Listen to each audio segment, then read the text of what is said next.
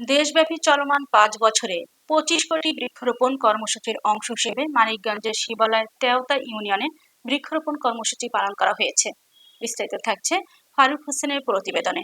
তেওতা ইউনিয়নের জমদুয়ারা কেন্দ্রীয় কবরস্থান ও কালী মন্দির প্রাঙ্গণে এই কর্মসূচির উদ্বোধন করা হয়।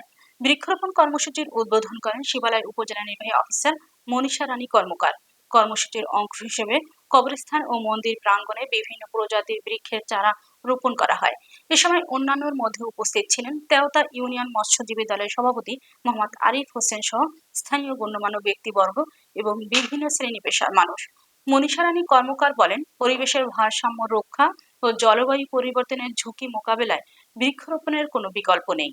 প্রধানমন্ত্রীর এই মহতী উদ্যোগকে সফল করতে এবং দেশের সবুজায়ন নিশ্চিত করতে সবাইকে নিজ নিজ এলাকায় বেশি করে গাছ লাগানোর আহ্বান জানান তিনি।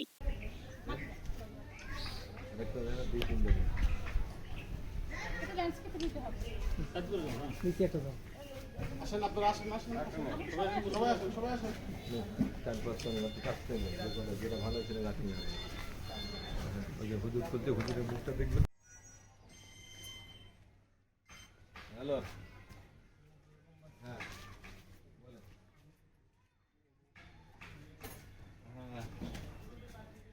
আচ্ছা যা।